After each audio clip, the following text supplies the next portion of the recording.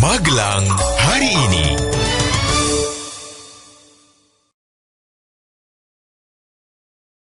Warga Magelang berjumpa kembali bersama Glenn Rivaldo dalam Magelang hari ini. Berita-berita seputar Magelang sudah siap kami sampaikan untuk Anda. Dan inilah berita selengkapnya. Warga Magelang, kalangan Dewan Kabupaten menolak rencana perluasan daerah hukum Polresta ke sebagian wilayah kabupaten. Perluasan daerah hukum akan berpotensi menimbulkan kerancuan dan penanganan perkara hukum pidana maupun perdata. Bagi masyarakat Kabupaten Magelang yang bermasalah dengan hukum, akan merasa seperti dideportasi ketika harus diadili di pengadilan negeri kota. Karena hal itu tidak sinkron dan penanganannya dalam aspek pemerintahan. Untuk itu diperlukan kajian yang dalam sesuai ketentuan perundang-undangan yang menjadi wewenang pemerintah daerah, termasuk dalam hal ini pelayanan administrasi pemerintahan. Warga Magelang, antrian haji yang semakin panjang membuat umat Islam Indonesia melirik ibadah umroh. Setiap tahun jumlah umat Islam yang mengikuti umroh semakin meningkat. Tidak heran jika jumlah penyelenggara umroh di Indonesia kini mencapai 148 lembaga. Bahkan, untuk wilayah Magelang kini juga sudah bermunculan perusahaan penyelenggara umroh.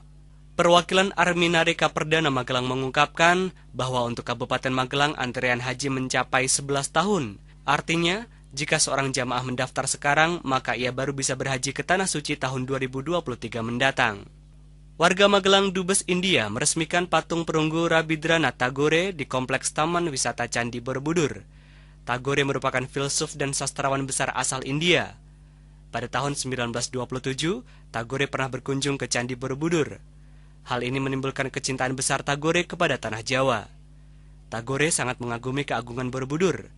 Ia bahkan menulis kecintaannya dengan puisi berjudul Kepada Tanah Jawa.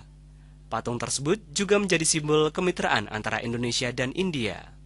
Warga Magelang, lebih dari 4.000 warga di Kecamatan Windusari dan Secang terancam bencana angin puting beliung.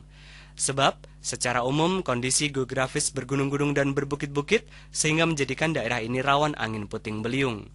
Karena itu, masyarakat di daerah tersebut diminta waspada.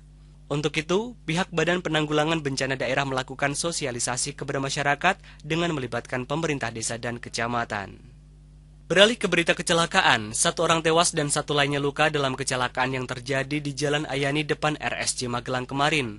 Kecelakaan ini melibatkan bus dan sepeda motor yang melintas dari arah utara ke selatan. Kejadian bermula ketika motor yang dikendarai korban berniat menyalip sebuah mikrobus. Namun pada saat bersamaan muncul bus yang kemudian menyinggol bodi motor hingga terpental. Sementara itu Majelis Hakim Pengadilan Negeri Kota menjatuhkan hukuman 10 tahun penjara kepada tersangka kasus pembunuhan Agustus lalu. Putusan diberikan dalam sidang yang berlangsung kemarin. Berdasarkan bukti dan keterangan saksi, terdakwa terbukti melakukan kekerasan terhadap anak dan mengakibatkan korban meninggal dunia. Warga Magelang Kabupaten menerima penghargaan dari Badan Koordinasi Penanaman Modal RI karena masuk 5 besar penyelenggara pelayanan terpadu 1 pintu penanaman modal terbaik tahun ini. Bupati mengatakan hasil penilaian kualifikasi ini diharapkan menjadi pemicu dan pemacu Pemkab untuk terus menata dan memperbaiki diri dalam rangka peningkatan kualitas penyelenggaraan perizinan terpadu. Selain itu, juga bisa meningkatkan daya saing tinggi agar dapat mendorong masuknya investasi.